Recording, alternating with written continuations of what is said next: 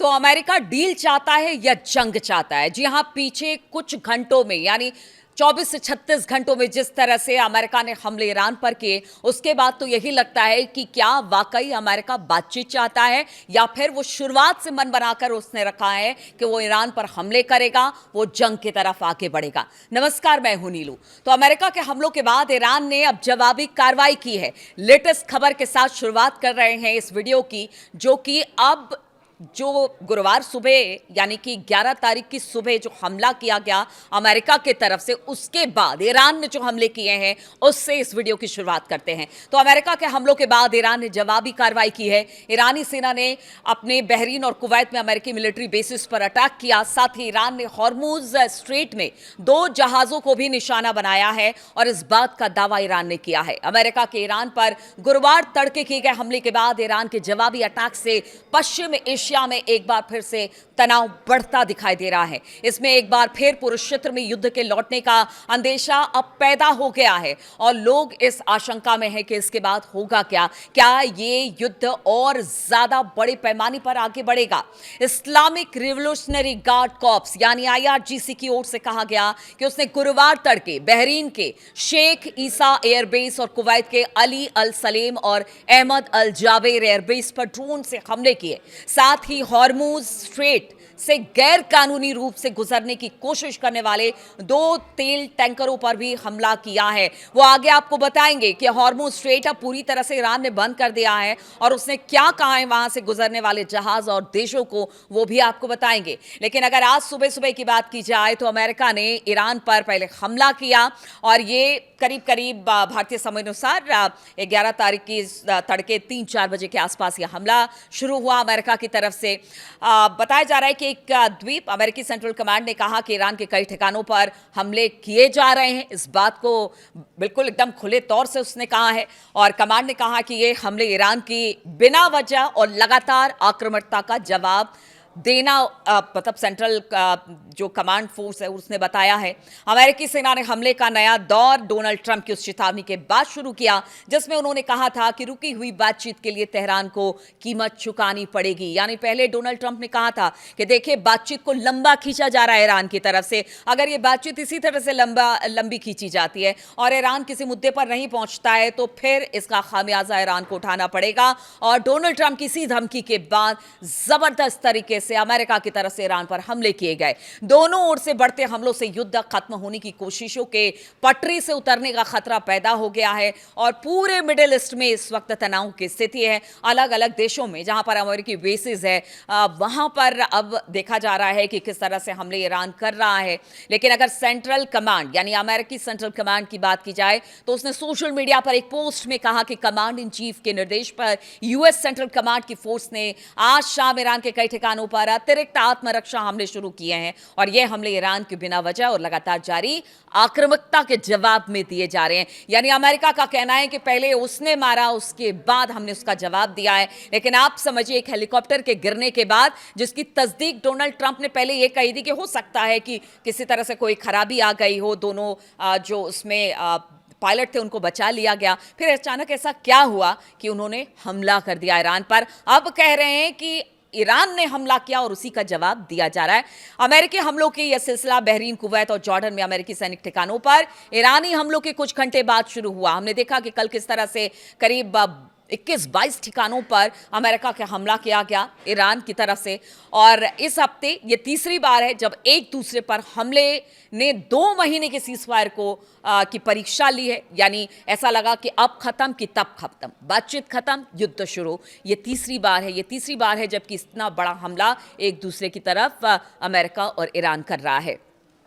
अगर Hormuz strait की बात की जाए तो इसके पास अमेरिकी सेना के एक हेलीकॉप्टर गिरने के बाद ये सब कुछ शुरू हुआ। जैसा मैं आपको बता रही थी कि ईरान ने जो बताया गया कि अमेरिका की तरफ से कि उनका एक शाही ड्रोन आया और हमारे अपाचे हेलीकॉप्टर को वो गिरा कर चला गया, जिसका जवाब अब दिया जा रहा है। और इसी से ये कहते हैं ना कि चिंगारी का काम इस हेलीकॉप्टर ने किया और उसके बाद हालात अब हाथ से निकलते दिखाई दे रहे हैं। ईरान की रिवोल्यूशनरी गार्ड यानी कि आईआरजीसी ने बुधवार को कहा था कि उनकी ओर से जॉर्डन में एक अमेरिकी सैन्य अड्डे सहित खाड़ी देशों के 22 ठिकानों पर मिसाइल और ड्रोन हमले किए गए।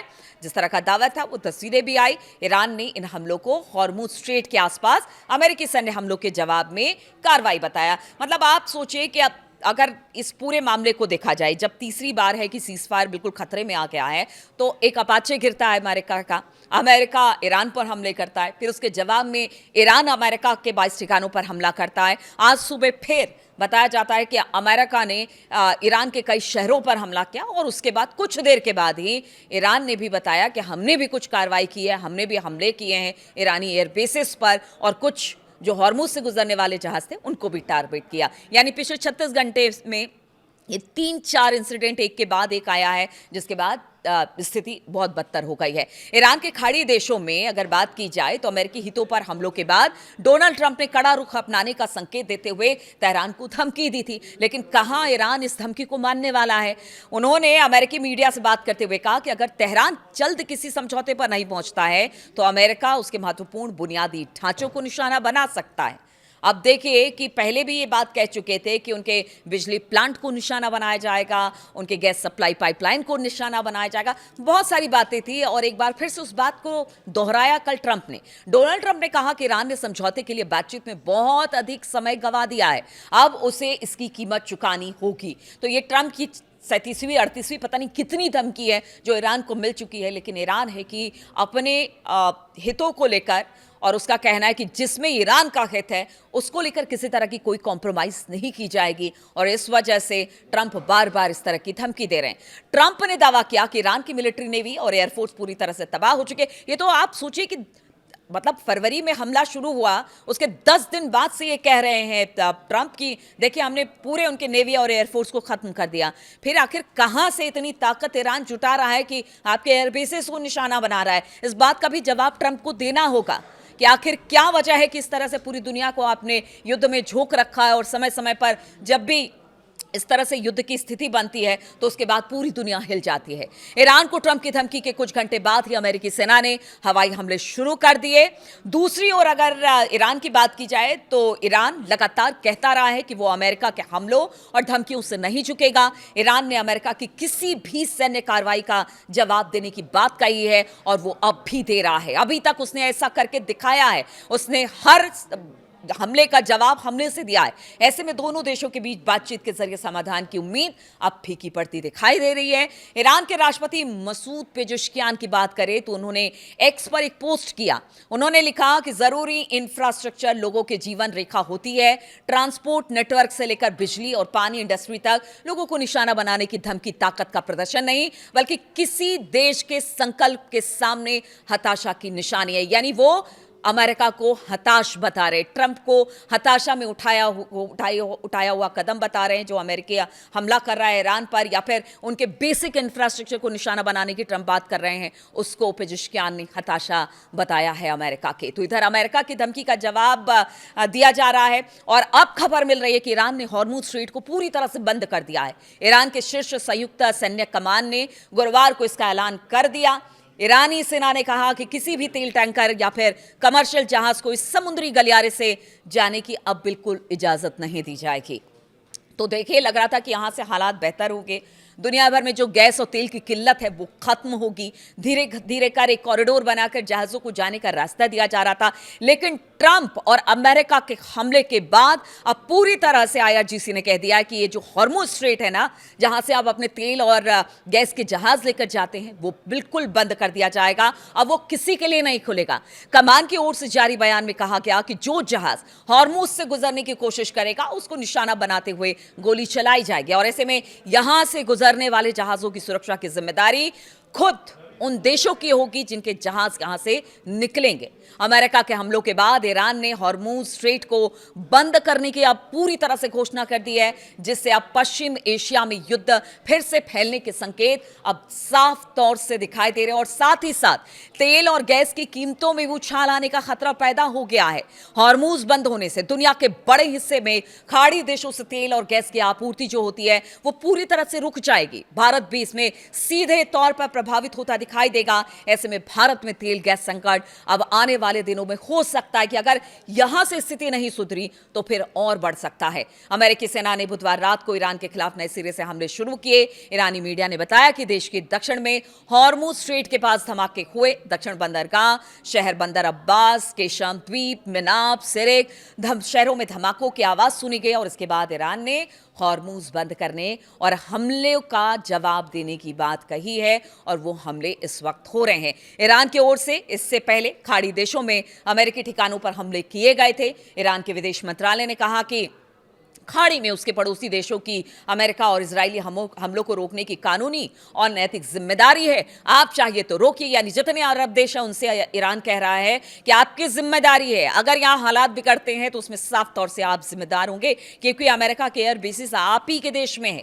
खाड़ी देशों को अपनी जमीन या सुविधाओं का इस्तेमाल ईरान के खिलाफ होने से रोकना होगा, तभी जाकर कुछ फैसला हो सकता है इस युद्ध का। ईरान ने हॉर्मुज बंद करने का ऐलान अब कर दिया है। वहीं दूसरी ओर अमेरिकी सेना का कहना है कि कमर्शियल जहाज हॉर्मुज स्ट्रेट से गुजरना जारी रखे हुए हैं। अमेरिकी सेना ने एक्स पर कहा कि हॉर्मुज से जहाजों का आना जाना जारी है, लेकिन ईरान ने जो कहा है उसके बाद क्या। और कल जिस तरह से कुछ जहाजों को टारगेट, यानी आज तड़के जिस तरह से अमेरिका का हमला हुआ उसके बाद हॉर्मुज को बंद करने की ईरान ने बात कही और साथ ही साथ कुछ जहाजों को टारगेट करने की बात भी कही है, तो ऐसे में क्या अमेरिका इन जहाजों को सुरक्षित रख पाएगा?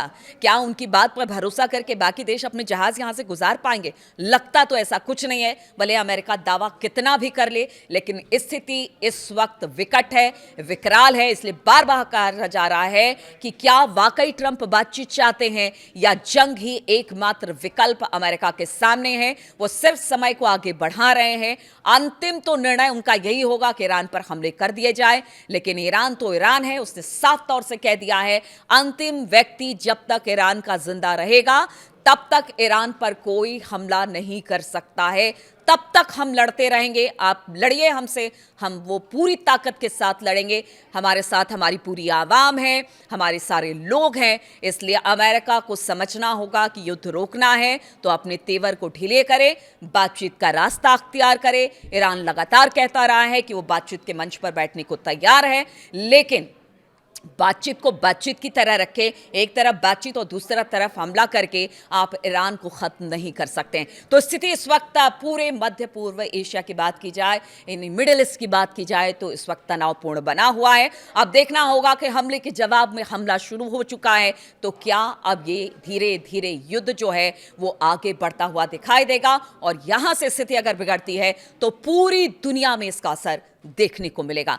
बहुत बहुत शुक्रिया मेरे साथ इस वीडियो में शामिल होने के लिए। तब आप अपडेट्स लेकर मैं आपके सामने आती रहूंगी।